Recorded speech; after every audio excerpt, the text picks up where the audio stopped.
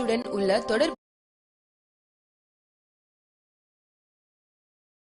सिंधी समुदाय इंडिया में शरणार्थी यानी कि रेफ्यूजी बनकर आया था। आज सिंधी लगभग हर क्षेत्र में आगे हैं। इनके योगदान की हर कोई सराहना करता है।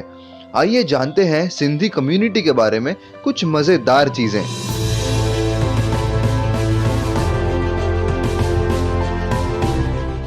इंडिया और पाकिस्तान के बंटवारे के बाद हिंदू इंडिया आ रहे थे और मुस्लिम पाकिस्तान। पाकिस्तान के सिंध प्रांत में हिंदू मुस्लिम के बीच बेहद भाईचारा था, लेकिन बढ़ती असुरक्षा के कारण करीब 8 लाख सिंधी हिंदुओं ने पाकिस्तान छोड़कर इंडिया में शरण लेने का कड़ा फैसला लिया।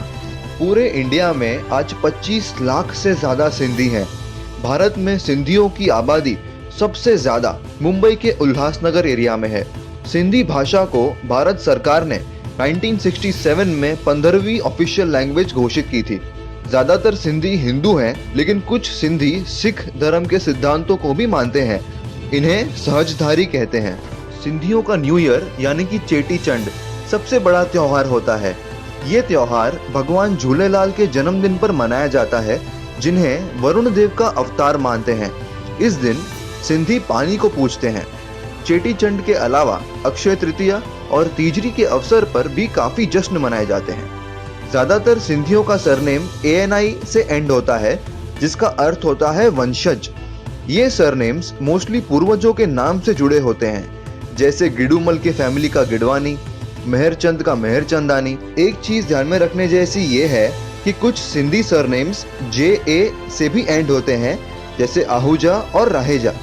भारत में सिंधियों ने लगभग हर फील्ड में नाम कमाया है, जैसे राम जेठमलानी इंडिया के number 1 lawyer, Pankaj Advani world famous billiards और स्नूकर प्लेयर, निरंजन और Surendra Hiranandani real estate tycoons, Ranveer Singh Bhavnani Bollywood के टॉप एक्टर्स में से एक। अपने मातृभूमि की तड़प शायद कुछ सिंधियों को हुई होगी, बट उन्होंने कभी इस बात को बाधारूप नहीं बनने दिया। जब भारत में भाषा के आधार पर नए नए राज्य बनाए जा रहे थे, इन्होंने कभी अलग राज्य की मांग या जिद नहीं की। जहां भी गए सबके साथ घुल मिल गए। सभी सिंधियों को टेंस ऑफ इंडिया का सलाम। तो दोस्तों, ये थी कुछ मजेदार बातें सिंधी कम्युनिटी के बारे में। इस वीडियो को लाइक कीजिए, शेयर कीजिए, कमेंट्स में बताइए आपको ये वीडियो कैसी लगी, और हाँ, टेंस ऑफ इंडिया को सब्सक्राइब जरूर कीजिएगा।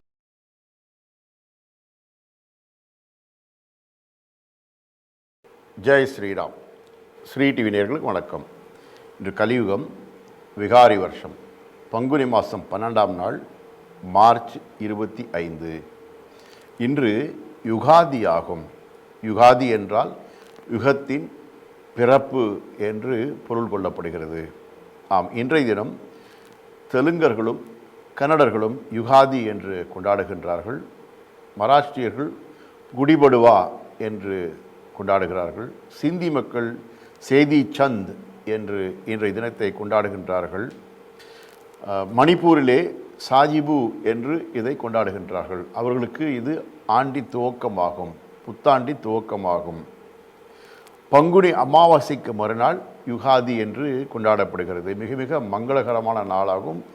இன்றைய தினம் எந்த ஒரு புது காரியத்தை தொடங்கி செய்கின்ற போது அது வெற்றிகரமாக அமைகிறது என்பதுதான் நம்ம இந்துக்களுடைய நம்பிக்கையாகும். RSSல் கூட இன்றைய தினத்தை வருஷ பிரதிபதா என்று விசேஷமாக கொண்டாடுகின்றார்கள். இந்த நாளிலே தான் சிந்து நதி அருகிலே சிந்திகள் வாழ்ந்து வந்த அந்த இந்துக்களின் இஷ்ட தெய்வமாக ஜூலேலால் என்பவர் அவதரித்தார். வருண பகவானின் அவதாரமாக கருதப்படுகின்றார். பிறந்த போதே பல அற்புதங்களை செய்தவர் இந்த ஜூலேலால் ஆவார். பிறந்த குழந்தையாக இருக்கும்போதே வாயை பிளக்கின்றார். அவருடைய பெற்றோர்களுக்கு அந்த வாயிலே சிந்து நதி பாய்வதை தெரிகிறது.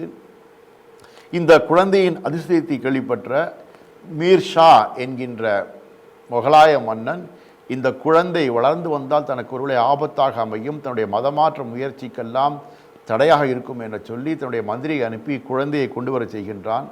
ஆனால் குழந்தையை எடுக்க வருகின்ற போது நெருப்பு மழை பொழிந்து அவன் பயந்து ஓடுகின்றான். பின்னர் மீர்ஷா எத்தனையோ முயற்சி செய்தும் கூட இந்த குழந்தையை கைப்பற்ற முடியவில்லை. அந்த வகையிலே குழந்தையாக இருக்கின்ற பொழுது இந்த ஜூலேலால் என்பவர் அன்றைக்கு வர இருந்த இஸ்லாமிய பயங்கரவாத கொடுமைகள்லாம் தடுத்து நிறுத்தி சிந்தி மக்களை, அதாவது இந்துக்களை காப்பாற்றியிருக்கிறார் என்பதுதான் நம்முடைய சிந்தி மக்களுடைய நம்பிக்கை. அந்த வகையிலே இவரை தெய்வமாக வழிபடுகின்றார்கள், இஷ்ட தெய்வமாக சிந்தி மக்கள் வழிபடுகின்றார்கள். பின்னர் தெய்வ குழந்தை என்பதால் பின்னாளிலே பூமி பிளக்க அதன் உள்ளேயே மீண்டும் இயற்கையோடு ஐக்கியமானதாம் ஜூலேலால் என்கின்ற அந்த இஷ்ட தெய்வமான சிந்து மக்களுடைய ஜூலேலால் ஆவார். அத்தகைய ஜூலேலால் அவதரித்த தினம் இன்று.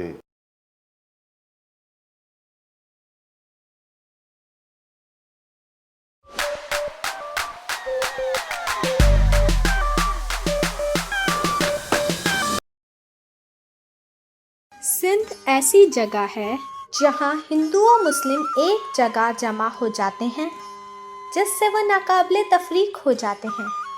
यहाँ सदियों पुरानी इबादत गाहें हैं जो हिंदू और मुसलमानों के लिए एक ही अहमियत की हामिल हैं। उडैरोलाल महज दरगाह होने से बालातर है। उडैरोलाल हिंदू और मुस्लिम की मुश्तरका इबादत गाह के तौर पर समझी जाती है। एक दूसरे की रस्मों रिवाज की हुर्मत और एक दूसरे की इबादत के वक्त खामोशी अव्वलीन तरजीहात में शामिल हो जाती है। उडैरोलाल किसी एक मज़हब की शनाख्त से बालातर है।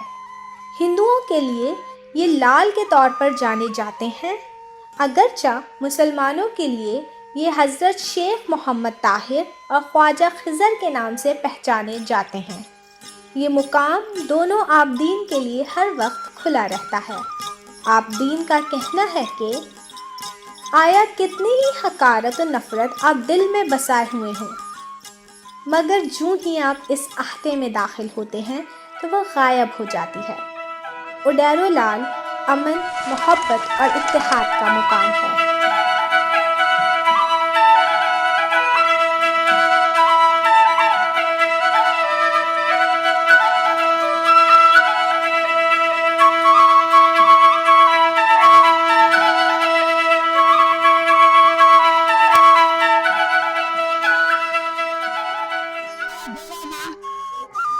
लाल साहब ने यार में पढ़ी कर दवा शुक्राना लाल साहब ये लखा साहब दे अच्छे में नहीं दिया लाल साहब गुरान दवा होइन भी आया। अल्हम्दुलिल्लाह, मेरा नाम सरफराज शेख है, मैं यहाँ का मुतवली हूँ दरगाह का। ये जमीन हमारे बड़ों ने साईं को दी थी। उडैरोलाल शेख मोहम्मद ताहिर रहमतुल्लाह अलैह साईं का नाम है। दीवान साईं के मुरीद हैं, बहुत अकीदत से मानते हैं। हमारा यहाँ उर्स लगता है साईं का, एक लगता है अधजाटी जिसका आज दिन है, एक लगती है जाट बड़ी। अभी तो हालात कुछ ऐसे हैं, इस हिसाब से नॉर्मल लगा है। हिंदुओं की रस्म में हम सिंधी में कहते हैं अपनी सुन्नत, उनका होता है जड़िया। उनका बहुत बड़ा अकीदा है। इस साईं को कहते हैं अमरलाल। इस साईं के नाम से 100 से 150 मंदिर हैं उडैरोलाल के नाम से। इसको अमरलाल भी कहते हैं, झूलेलाल भी कहते हैं। पहले गेट से साईं की मस्जिद शरीफ है जो मुगलन दौर की बनी हुई है। बीच में साईं का रोजा है, किसी को कोई रुकावट नहीं है। वो आते हैं, अपने आके पूजा पाठ करते हैं। हम दुआ कुल शरीफ पढ़ के साईं को बख्शते हैं। वो झोली उठा के अपनी दुआ मांगते हैं। अपने बच्चे, लेडीज, बीबियां, बच्चे लेके आते हैं यहाँ पर। हमारी भी माँ बहनें हैं, वो भी हमारी भी वो माँ बहनें। हम फकीर हैं, साईं के मुतवली हैं दरगाह के। दरगाह औकाफ में नहीं है आज तक, ये प्राइवेट है। बाय कास्ट जो हमारे दादू की थी वो थी जहेजा। ये साईं का लक़ब मिला है हमारे को शेख का, तो इसी से रिश्ता चलता आ रहा है। यक्का सिस्टम, कोई रुकावट नहीं है। ना हिंदुओं में कोई फर्क है ना मुसलमानों में। आजकल में पूरी एशिया में, पूरी वर्ल्ड में ऐसी मज़ार नहीं है जहाँ एक ही दरवाजे पे, एक ही बर्तन में दोनों साथ खाना खाएं पिए। दोनों की लेडीज आए, वो कुरान शरीफ पढ़ रही है, वो गीता पढ़ रही है। आजकल का जदीद दौर है, 4 भाई जे घर में तो चारों के 4 फिरके हैं। ये वाहिद दरगाह है जहाँ कोई फिरका नहीं है। हम सब सूफी हैं, इधर कोई फिरका बंदी नहीं है। सब अमन पसंद से चलता आ रहा है रिश्ता।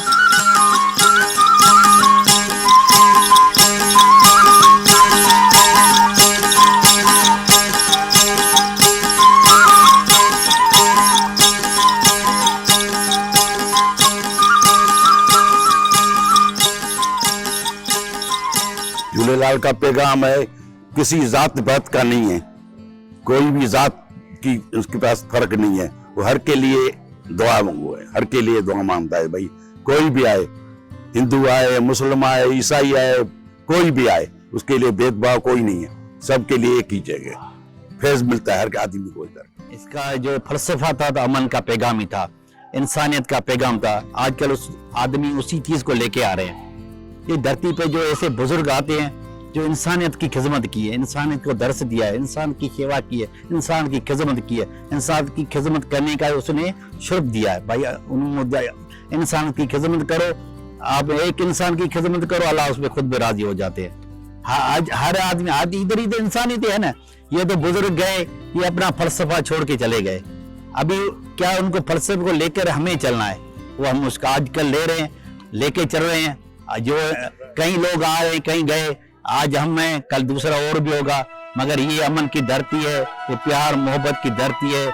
इसी धरती पे अमन वाले लोग आते हैं, प्यारे लोग आते हैं, हमारे जैसे लोग आते हैं। अल्लाह करेगा ये हमारा जो ईमान है, जो आने वाली नस्ल होगी वो प्यार का पैगाम लेके आएगी।